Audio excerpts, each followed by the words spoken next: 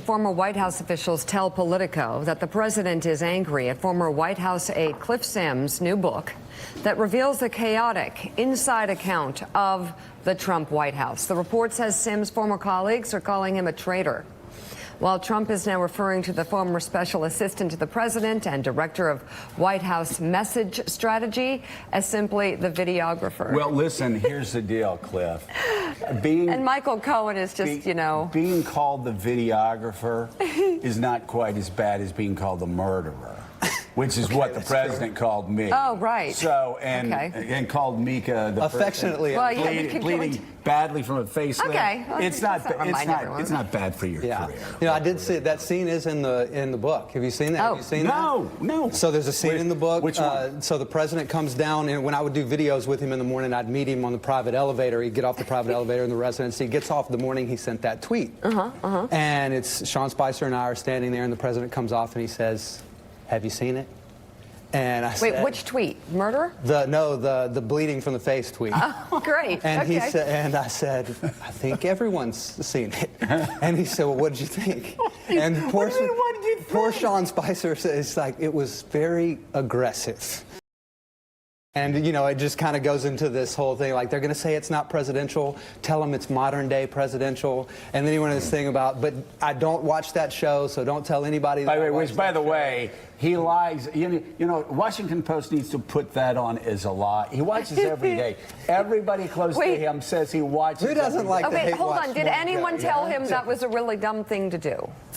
Yeah, sure. I mean, I think that's one thing that people probably be surprised about. That people, well, I sat that one out. I just that was kind of him and Sean Spicer. But finish the thought. You were going to say people would be surprised. Well, people do tell the president, "Hey, dumb move." Well, I think people would be surprised that he's actually open to people saying, "Hey, you know, maybe we should have done that different, or what if we do, you know, X, Y, Z." No, he's going to do what he's going to do. But he will take the feedback. Can we stop this train right here? Yeah. And let's consider what you just said. He's the president of the United States. He is beginning his workday. Right. He comes down on the elevator from the residence. The press secretary and you are there to greet him. The beginning of the president's workday. And he says, "Have you seen it?" Talking about a tweet? Yeah. Well, but it's all about reaction. Again, I call him a day trader. It's He's amazing. a minute trader. The guy is constantly, I said he's like an amoeba. He's constantly moving, looking for outside stimuli. I'm curious. Let me ask you something about Donald Trump, which, of course, the fact that I bring this up will enrage a lot of people, I'm sure, watching the show. But I always have people come to me saying, I've got to go meet the president. What's he like? And I said, chances are good if you don't work for him, you're going to go in and you're going to be shocked. Because personally, and Mike's heard this from a lot lot This is hard to hear, like people who've been maligned by him. It's hard to hear this, and people who but feel even he's Nancy racist. Pelosi, Hillary Clinton would tell you he's a very engaging, at times likable guy. He's horrible to staff. Did you ever see the engaging, likable side of Donald Trump inside the White House? No question. And there's a scene in the book where actually the Congressional Black Caucus comes in to meet with him.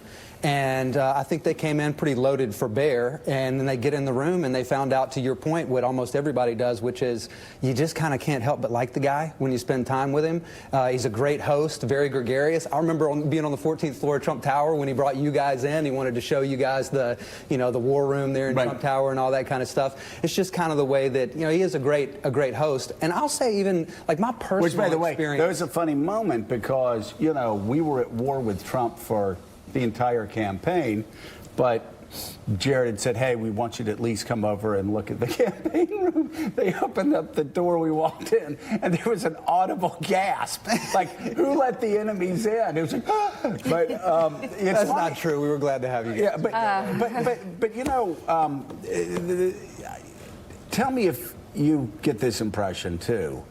I think that one of the, for me at least, and for Mika, one of the hundreds of tragedies of this presidency is that because Donald Trump could be so engaging, he's decided to play it dirty. And for instance, we saw him for 12 years behind closed doors, never ever once, I'll say under oath, I'll put into an affidavit, never once heard him say anything close to being racially insensitive. Never once. And yeah, okay, he took out an ad for the Central Park 5 or whatever. I'm just saying, personally, behind closed doors. Yeah. And you just sit there and wonder, for a guy that even Nancy Pelosi and Chuck Schumer and Hillary Clinton will tell you, personally, he's an engaging, fun guy, the Congressional Black Caucus, you wonder, why did he take this path instead of being open and gregarious and working with everybody and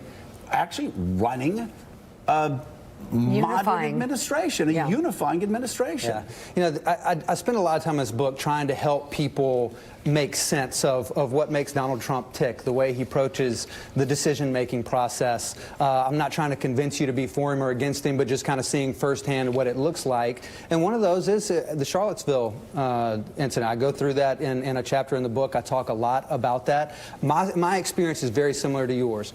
I've never heard Donald Trump say anything in private, act in any way in private that made me think in any way that he had a racist bone in his body. The Charlottesville incident, though, I think he felt under siege. I think he felt attacked, and his instinct is to punch back and double down. But I do think that those are opportunities that were missed to really bring racial reconciliation and healing in a way that, that kind of the president only can, because he's got that giant megaphone, that giant platform. Certainly would have liked to see that a little bit more at times. And you know, Willie, one time, and we've talked about it before, where Trump called me up screaming. And he said, "Stop calling me a racist on TV. You know I'm not a racist. You've known me." And I go, "Yeah, I know you're not a racist personally, but you play one on TV for cheap votes, Donald, and that's even worse." Yep. Well, I mean, you could add in the proposed Muslim ban. I mean, did any of these moments give you pause? Did he ever talk to you, for example, about the birther conspiracy that he helped lead? And did you view that as racist when he did? I never talked to him about that. But you heard him say it publicly. Sure, did that give you pause? Yeah, I mean, there are a lot of things that Donald Trump says that give me pause. There's a lot of things I'm like, good grief, you know? You talk about the tweets and all these different things. The way I approached it as a staffer was, you know, these things don't affect my workday. I've got a job to do here. I'm trying to the American people. I'm trying to do the best job that I can. And, you know, as a staffer, you always have two options, right?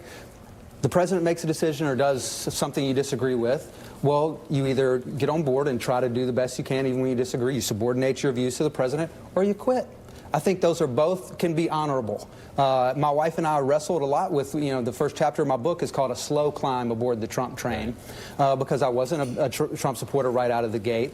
And ultimately, we decided not a lot of people have an opportunity to work in the White House, to interact with the most powerful person on the planet, and I did. And if I didn't take that opportunity, I could never again say that I wish there was someone there representing So did you quit on principle then? Is that what you're saying? You left the White House on principle? No, actually the last chapter of the book is I accepted a job as senior advisor to Secretary of State Mike Pompeo, and I was blocked from that job by General Kelly, and so that's kind of how I exited Trump world. You've heard publicly, we've heard privately too, the White House says you were fired, and that it came from the chief of staff and others, that you were to be let go for sneaking videos and doing other things like that. Yeah, How do you respond? I mean, there's a reason the book is called Team of Vipers, right? And they're kind of proving it with that. And they haven't said that on the record. It's like they, you know, sources say kind of thing. And I talk a lot about that in the book. I mean, that's really a picture of what it's like working in that White House. That anything that happens, you can bet you're going to walk out of that room and you're going to get a call from a reporter because somebody's saying something about their colleague. So let's hold right here. When we come back, we're going to talk about Stay with us, Cliff. Kellyanne Conway, along with a lot. Mike has a question. A lot of other things. Mike has some The videographer is going to stay with us. Yeah. Hey. And we will be right back. Lockdown.